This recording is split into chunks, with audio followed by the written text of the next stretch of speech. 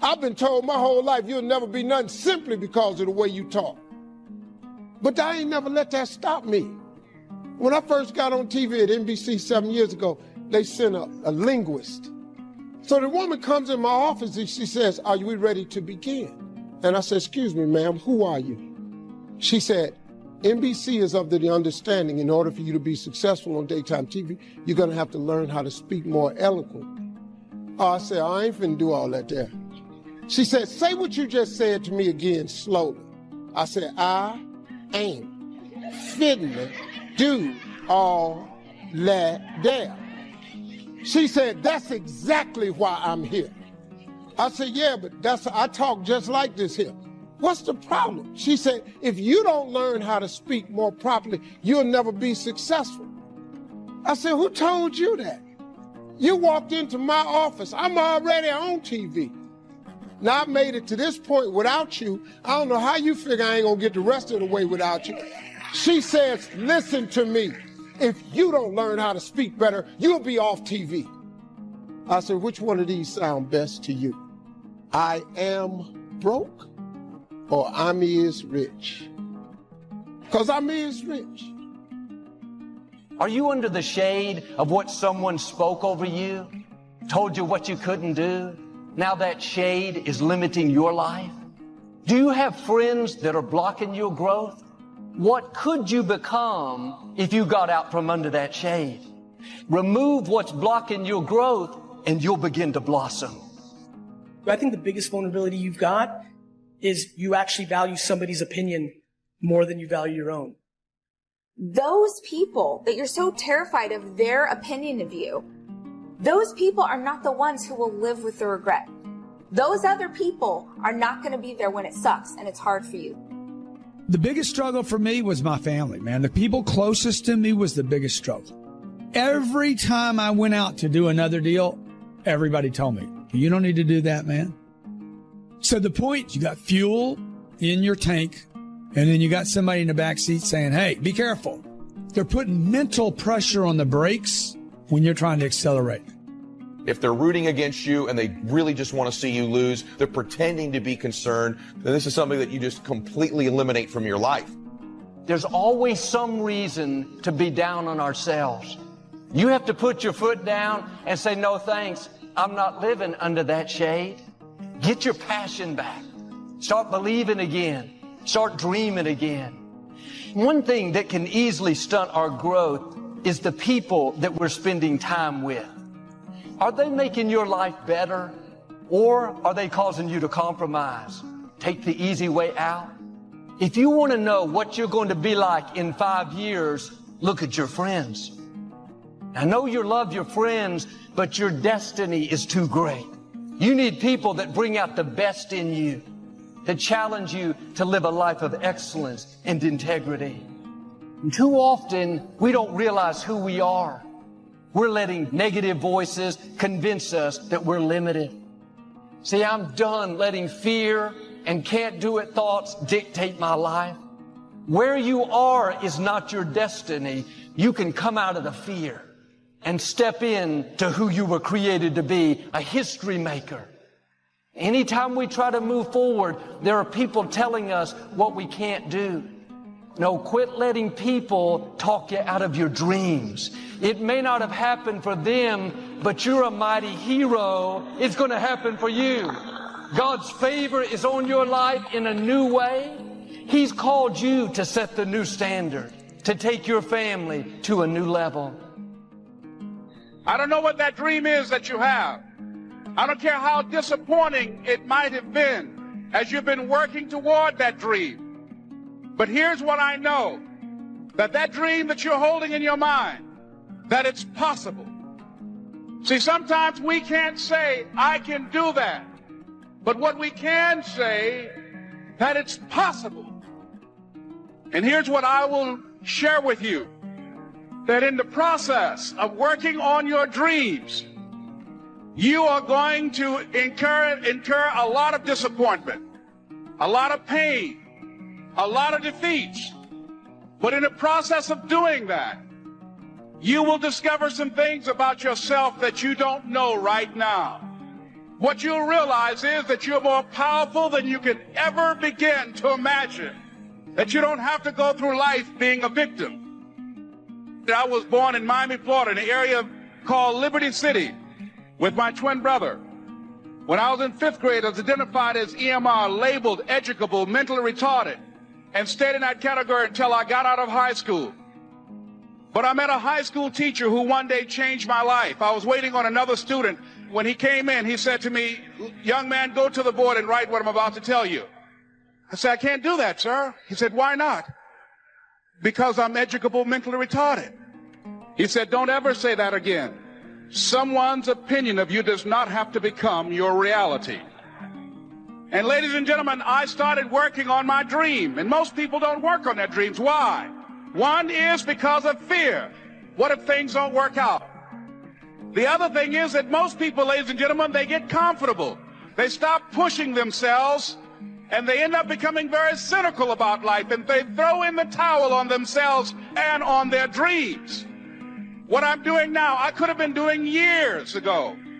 But because I didn't believe in myself, because I allowed other people's opinion of me to control my destiny, I didn't act on my ideas. And not only is it important for you to know it's possible for you to choose your future, but it's necessary that you get the energy drainers out of your life, people who don't want anything, people who are not challenging themselves, people who have stopped dreaming. It's necessary that you align yourself with people who are hungry, people who are refusing to leave life just as it is and who want more. It's necessary that you get the losers out of your life. It's necessary to know that everybody won't see it, that everybody won't have the vision, that a lot of people like to complain, but they don't want to do anything about their situation. You have to know within yourself that I can do this. Even if no one else sees it for me, I must see it for myself. By being one of those individuals that keep your commitments, that keep your word, that's relentless. That is you. That no one can do it for you but you. You must understand that. Yes, it's possible that you can choose your future and direct the course of your life. It's necessary that you have goals, that you write those goals down, that you plan. It's also necessary that you look for ways to always find a way to pull it out when everybody else thinks that you are defeated. But the next thing, ladies and gentlemen, I want to share with you that it's hard. It's not easy. It's hard changing your life. And here's what I want to say to you. For those of you that have experienced some hardships, don't give up on your dream. No one could have convinced me by holding on, by continuing to run toward my dream, that one day I would have my own talk show. No college training, labeled educable, mentally retarded, but I kept running toward my dream. Don't stop. Don't stop. Don't stop running toward your dream. As you hold on to that dream, there are moments when you're going to doubt yourself. There are rough times that are going to come, but they have not come to stay. They have come to pass. It's very important for you to believe that you are the one. It was hard laying on the floor of the Penobscot building, looking out of the window, daydreaming. I used to ask myself, can I do this?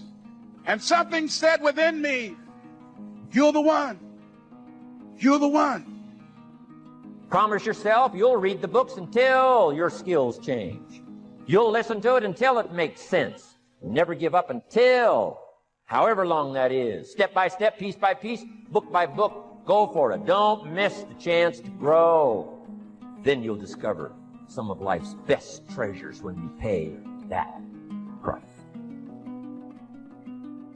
The reason people don't put themselves in a position to fail is they value other people's opinions too much. If you don't get over that, you're doomed. Because what happens is you start to create a whole bunch of people that aren't even yourself. You never figure out who you are. Whoever is around you, you live their dreams. You lose your power. Your friends are likely going to pull you off course because they're not on the same path that you're on. And this is why most people never achieve the things that they want to achieve, because they are too uncomfortable sticking to their own game, going on their own journey, and not listening to Joe and Steve and Mary, who are still stuck in that old way of thinking, in that old way of living. Learn to differentiate between things that don't matter and things that do matter. You have to be able to detach, focusing all your energy on things that actually matter. There are going to come plenty of people who don't believe in your vision. They don't see it. That's okay. It's not theirs. Don't let their words rob you of your vision. This isn't for them. This is yours.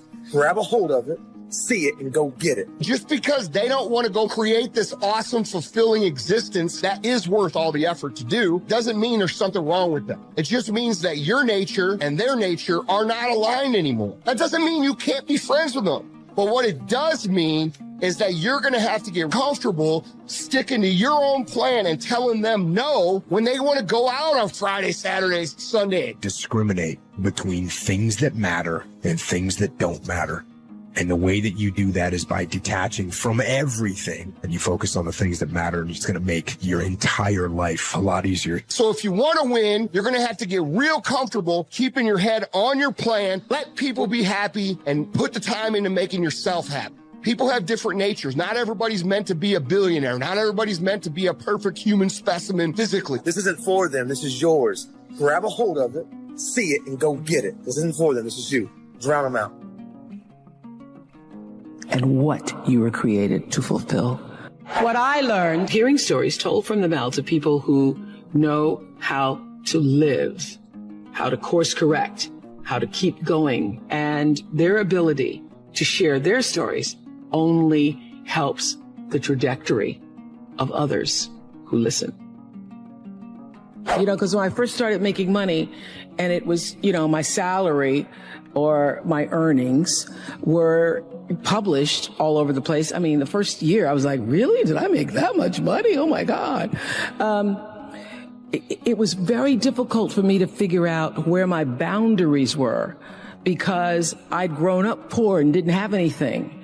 So it's easy when you don't have anything and people ask you for money and they say, I need $500. You say, I don't have it because I'm just trying to get my rent paid. It's harder when your multi-million-dollar salary is now in the paper and you get a lot of friends and cousins you didn't have before. So how do you set boundaries for yourself? I was having trouble setting boundaries for myself for even strangers. People would just show up at my door in Chicago and say, oh, bro, I left my husband. Please help me. And I would, because she knows I have it. So don't try that now, though, okay? Don't try that now. I figured it out. So what I learned is that, oh, the reason why people keep showing up is because my intention is to make them think that I'm such a nice person that you can ask me for anything. You can get me to do anything. I'm going to say yes. I'm going to say yes. So when Stevie called me this time, I thought I'd try out my first no on Stevie. Let's start big. He wanted me to donate some money to a charity, and I didn't want to donate to the charity because I have my own charities and I care about a lot of people. But the problem is when you have money, everybody thinks you just want to give to everything. So every letter I ever get starts with, we know you love the children. Yes, I do love the children, but somebody else is going to have to help the children. So I said to Stevie, no. And as a person who has that disease to please, I was waiting for him then to say, I will never speak to you again. I will never call you. I will never sing a song for you. And he didn't. He just said, okay. Okay? Okay, it's okay? He said, okay, check you later. And what I learned from that is many times you will have angst and worry about things, and put yourself in a state, like someone said this morning because their phone went off, they were mortified over a phone. I said, really? You will put yourself in a state when the other person really isn't even thinking about you.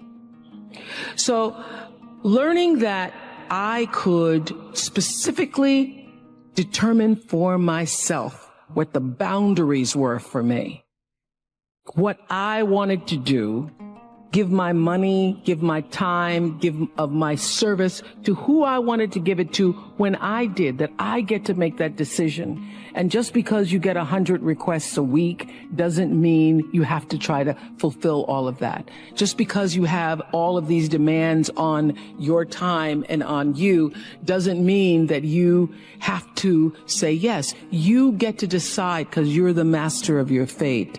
The captain of your soul, as William Ernest Henley said in Invictus. And understanding that really changed the meaning of my life in that I was no longer driven by what other people wanted me to do, but took charge of my own destiny, making choices based upon what do I feel is the next right move for me. Quincy Jones had, I would not even say an important role. I would say the role in my acting career. Quincy Jones discovered me. And it's so interesting to me because when I was working as a television newswoman in Baltimore, and really all I wanted to do was be an actress, but I was doing television. And I felt at the time, well, I can't quit this job because this is what everybody else wants to do. And if I quit this job, what am I going to do? And I was going to a speech coach at the time that the station had sent me to. The broadcasting school, they sent everybody to the same woman. And I was telling her, I really don't want to do this. What I really want to do is act. And she says, my dear, you don't want to act. Because if you wanted to act, you'd be doing it. What you want to be, my dear, is a star. Because if you wanted to act, you'd be waiting tables in New York. And I thought, now, why am I going to wait tables if I'm already working in TV? So I said, well, what I think is going to happen is I will be discovered. Because I want it so badly, somebody's going to have to discover me. And she said, you just dream. You dream, you're a dreamer. So when it happened, I called her up. I said, you will not believe this. I got discovered. And it really was a discovery. It's like one of those Lana Turner stories, only it wasn't a drugstore. He was in his hotel room. Saw me on TV. It was unbelievable. So the interesting thing about that is that I truly believe that thoughts are the greatest vehicle to change power and success in the world. Everything begins with thoughts. I mean, the chairs that we're sitting in, the room that we're in, all started because somebody thought it.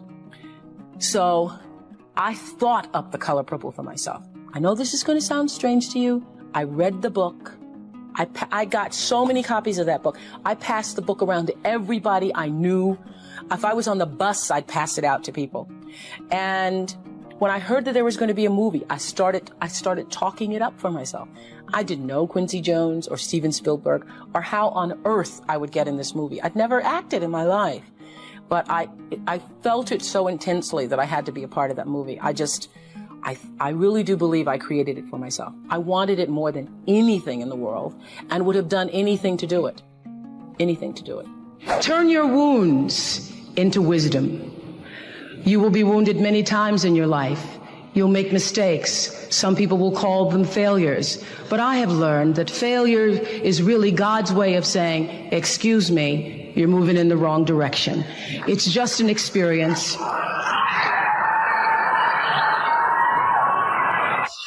Just an experience. Just an experience. I remember being taken off the air in Baltimore, being told that I was no longer being fit for television and that I could not anchor the news because I used to go out on the stories. And my own truth was, even though I'm not a weeper, I would cry for the people in the stories, and which really wasn't very effective as a news reporter, to be covering a fire and crying because the people lost their house.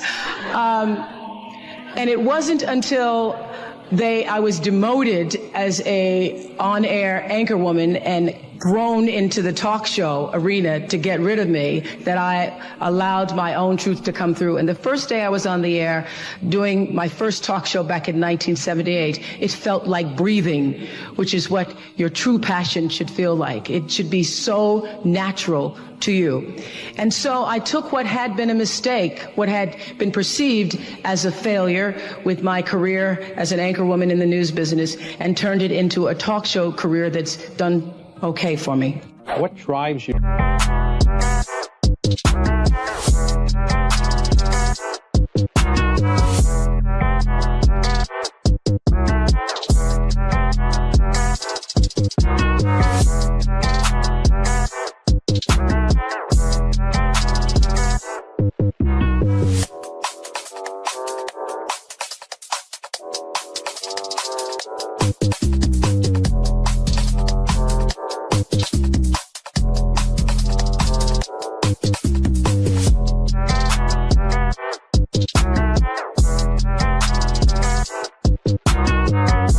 To keep working so hard, you could, you and I are in the 60s category.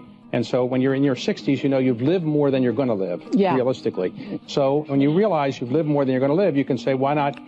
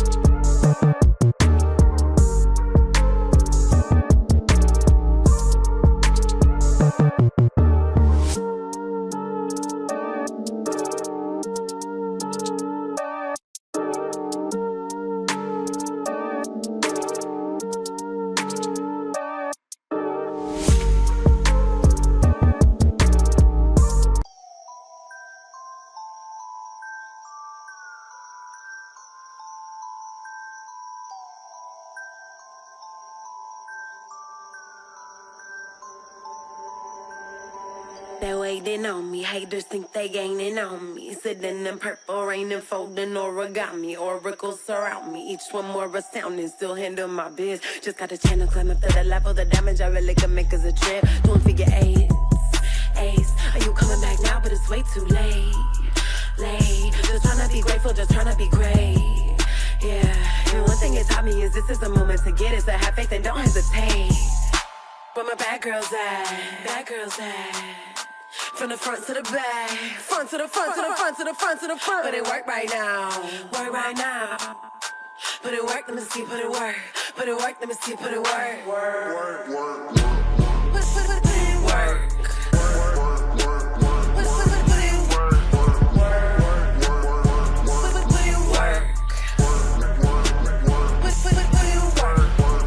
Never land, never let my feet touch the floor. I just flow in my zone, you can't touch us though. Keep it moving, UFO, I just got to go. I can't touch the floor.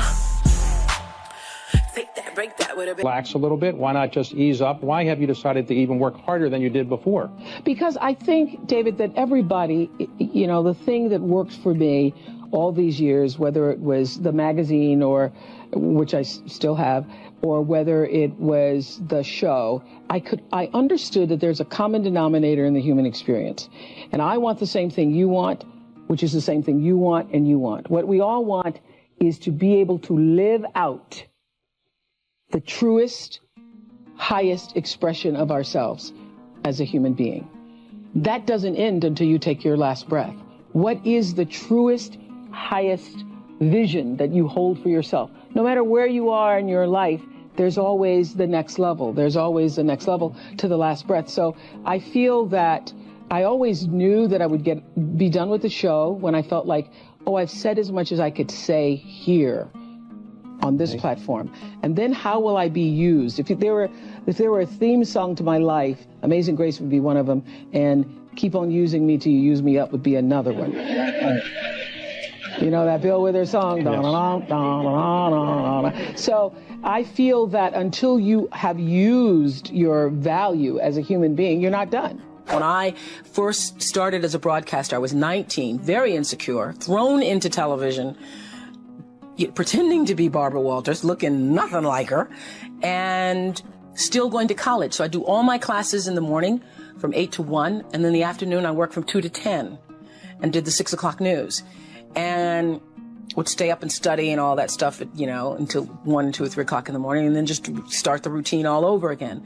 And my classmates were so jealous of me that I remember taking my little $115 paycheck, and at the time I thought it was really a lot, but taking $115 and trying to appease them. I would anytime anybody needed money, I was always offering, oh, you need $10, or taking them out for pizza, ordering pizza for the class and things like that. That whole disease to please. That's where it was the worst for me, I think, because I wanted to be accepted by them and could not be. Because first of all, I didn't have the time. They wanted me to pledge, and I didn't have the time to pledge. I didn't have the time to be a part of all the other college activities or a part of that whole lifestyle. And it was very difficult for me socially, really one of the worst times of my life, because I was trying to fit in school and be a part of that culture, but also trying to build a career in television. It's very difficult for me to even see myself as successful, because I still see myself as in the process of becoming successful. To me, successful is getting to the point where you are absolutely comfortable with yourself. And it does not matter how many things you have acquired. The ability to learn to say no and not to feel guilty about it, to me, is about the greatest success I have achieved. The fact that I have, in the public side, done whatever is fine. It's all a part of a process for growing for me. But to me, to have the kind of internal strength and internal courage it takes to say, no, I will not let you treat me this way, is what success is all about. It's the same thing that prevents you from being abused as a child, that prevents you from being abused as an adult, that allows you to build success for yourself. I will not be treated this way. I demand only the best for myself. You are worthy to say no. That it's okay if you say no. It's okay if you say no and then people don't like you. That's really okay. The important thing is how you feel about what you're doing, how you feel about yourself. It's a long struggle, though. It's a long struggle. And I'm just hoping that, in the work that I do on the show and the speaking that I do around the country, and that young people who are watching this can get the lesson sooner than I did. Because it's painful, because you keep repeating it over and over and over until you get it right. And what I found is that every time you have to repeat the lesson, it gets worse. Because I call it God trying to get your attention, the universe trying to get your attention. So we didn't get your attention the first time, so we're going to have to hit you a little harder this time. So I'm still doing it. I'm still learning. Create the highest, grandest vision possible for your life, because you become what you believe. When I was a little girl, Mississippi, growing up on the farm, only buckwheat is a role model, watching my grandmother boil clothes in a big iron pot through the screen door because we didn't have a washing machine and made everything we had. I watched her and realized somehow inside myself, in the spirit of myself, that although this was segregated Mississippi and I was colored and female, that my life could be bigger, greater than what I saw. I remember being 4 or 5 years old. I certainly couldn't articulate it, but it was a feeling, and a feeling that I allowed myself to follow. I allowed myself to follow because if you were to ask me what is the secret to my success, it is because I understand that there is a power greater than myself that rules my life. And in life, if you can be still long enough in all of your endeavors, the good times, the hard times, to connect yourself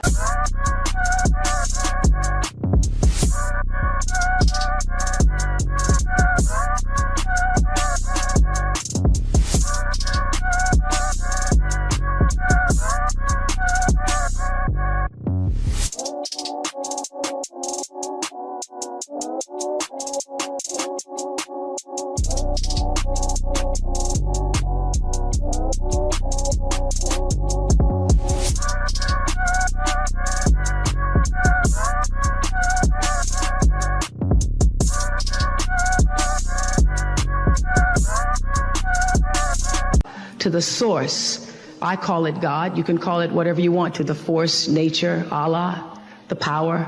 If you can connect yourself to the source and allow the energy that it is your personality, your life force, to be connected to the greater force, anything is possible for you. I am proof of that. I think that my life, the fact that I was born where I was born and the time that I was and have been able to do what I've done, speaks to the possibility, not that I am special, but that it could be done. I remember when I started the school and I said to my beloved friend, Maya Angelou, I said, Maya, I'm just so proud that I was able to create the school. And I said, this is going to be my greatest legacy. And Maya said to me, you have no idea. You have no idea what your legacy will be, she said to me, because your legacy is every life you've touched. And that shifted the way I saw legacy or what you leave behind or what you do. Because Maya was explaining to me that, you know, over all the years of watching your show, everybody who decided that they were going to go back to school or lose weight or no longer hit their children or get out of a bad marriage, all of those people who have seen and experienced your voice. And the same thing with everybody here. You have no idea what your legacy will be. Your legacy is every life that you've touched. And we like to think of it. I know you have done amazing things with your philanthropy. We like to think that these great philanthropic moments are the ones that leave the impact or will make the huge difference in the world. But it's really what you do every day. It's how you use your life to be a light to somebody else's, you know, and it's how you use your work as an expression of your own art, whatever that is. My intention in creating Masterclass came from the understanding that everybody's story is the same. All stories are connected.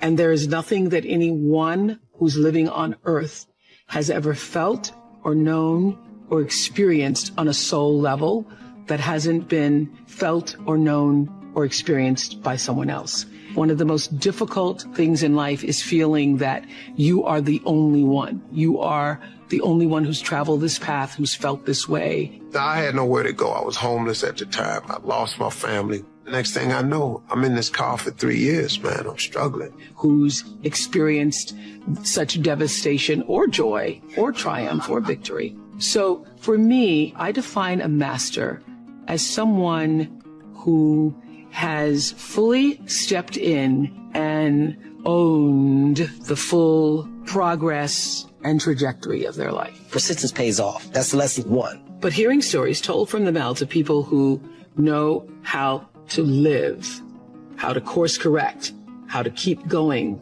how to never quit, how to rejoice in the good times and have faith in the bad, those people are masters. Anyone who can do that is a master. And their ability to share their stories only helps the trajectory of others who listen. What I learned going to a beauty salon and asking them after the news director had told me that my hair was too thick and my eyes were too far apart and I needed a makeover.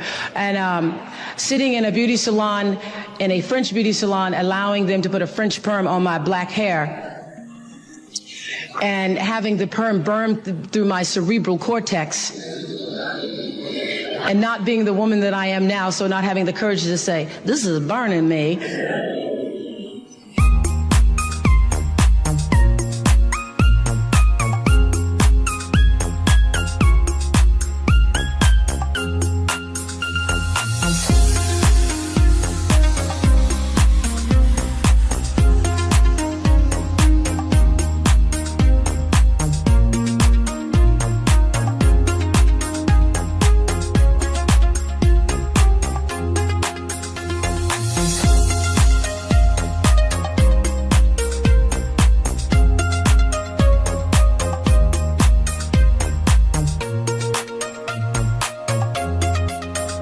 and coming out a week later bald and having to go on the air.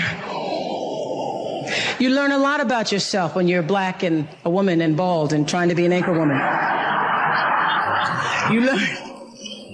You learn you're not Diana Ross, and that you're not Barbara Walters trying to be. I was at the time.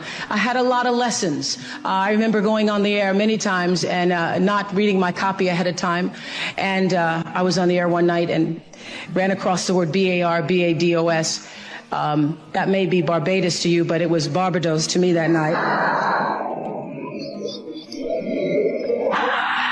And telling the story as an anchor woman about a vote in Absentia, California. I thought it was located near San Francisco. And one of the worst, this is when I broke out of my Barbara shell, because I'm sitting there crossing my legs trying to talk like Barbara, be like Barbara. And I was reading a story about someone with a blaze attitude, which if I had gone to Wellesley, I would have known it was blasé. And I started to laugh at myself on the air and broke through my Barbara shell and had decided on that day that laughing was okay, even though Barbara hadn't at that time.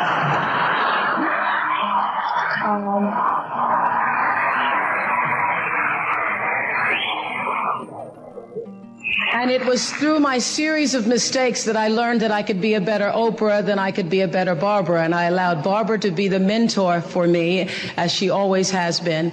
And I decided then to try to pursue the idea of being myself. And I am just thrilled that I get paid so much every day for just being myself. But it was a lesson long in coming, recognizing that I had the instinct, that the inner voice that told me that you need to try to find a way to answer to your own truth was the voice I needed to be still and listen to. Get this. This is just, remember this, because this will happen many times in your life. When people show you who they are, believe them the first time, not the 29th time. That's particularly good when it comes to men's situations, because when he doesn't call back the first time, when you're mistreated the first time, when you see someone who shows you a lack of integrity or dishonesty the first time, know that that will be followed by many, many, many other times that will at some point in life come back to haunt or hurt you. When people show you who they are, believe them the first time. Live your life from a point of view of truth, and you will live your life from truth, and you will survive everything. Everything. I believe even death. You will survive everything if you can live your life from a point of view of truth. Close your eyes for a moment, will you please? And breathe with me. Just close your eyes. And if you will, put your thumb to your middle finger and gather your other fingers around, and let's feel the vibration and pulse of your personal energy as you take 3 deep breaths with me. Inhale. And as you exhale, just feel the vibration, energy, blood pulsating through your body, through you. And another inhale, and keep your eyes closed. And let's just think about this day. This day that you have been graced to breathe in and out thousands of times. This day where many of those breaths were taken for granted. You just expected the next one to come. But the truth is, there's no guarantee that the next one comes. This day, how you started your day, what your thoughts were this morning, how you've carried yourself through this day, how you've been allowed to have encounters and experiences, some challenging, some more life-enhancing, that pushed you forward another day of being here on the planet Earth as a human being. Let's just think about that. After all you've been through, in this day alone, and the many days and years past, how you got here to this prestigious, esteemed university, the choices you made that have brought you to this day.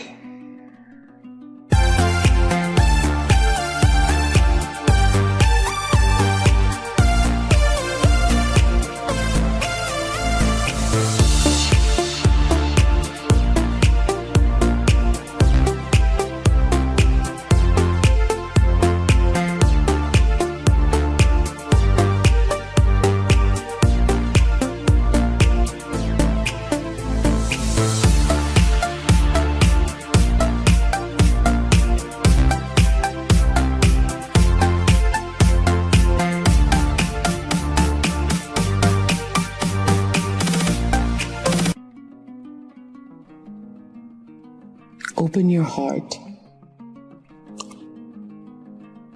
and quietly to yourself say the only prayer that's ever needed. Thank you. Thank you. Thank you. You're still here. And you get another chance this day to do better and be better.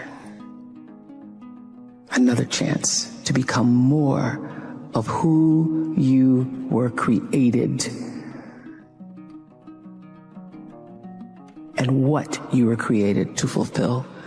Thank you.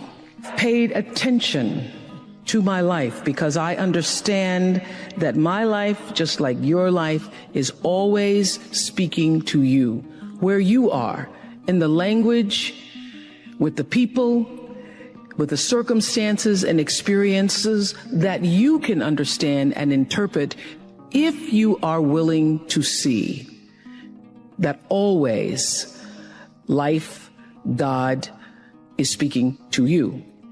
Now, it took me a while to actually really get this and to understand it, but once I did, I started paying attention to everything. And one of the reasons why I can now accept the fact that I can offer my gatherings of information and wisdom and call myself a spiritual teacher is that every single person who ever came on my show, and I hear there's like 37,000 guests I've talked to, a lot of them came from dysfunction and a lot of them wouldn't appear to be teachers, but every one of them had something to say that was meaningful and valuable and that I could use to grow myself into the best of myself, which is what all of our jobs are. Your number one job is to become more of yourself and to grow yourself into the best of yourself. How do you stay fresh, and how have you, what can you attribute staying in the biz for so long? I think every year you're trying to reinvent yourself and you stay in touch with what other people are doing, thinking, feeling. I have always felt that my instinct and ability to connect with the audience was what carried us. Every day after the show, now I do something called After the Show, which airs on Oxygen. I have spent for the past 16 years a half an hour, just talking to people. So my audience comes from a cross-section around the country. So I stay connected to what real people are thinking and doing and want and so forth. As I've grown older, I've learned to appreciate living in the moment, And I ask that you do too. I'm asking this graduating class, those of you here, I've asked all of my viewers in America and across the world to do this one thing. Keep a grateful journal. Every night, list 5 things that happened this day, in days to come, that you are grateful for. What it will begin to do is to change your perspective of your day and your life. I believe that if you can learn to focus on what you have, you will always see that the universe is abundant and you will have more. If you concentrate and focus in your life on what you don't have, you will never have enough. Be grateful. Keep a journal. You all are all over my journal tonight.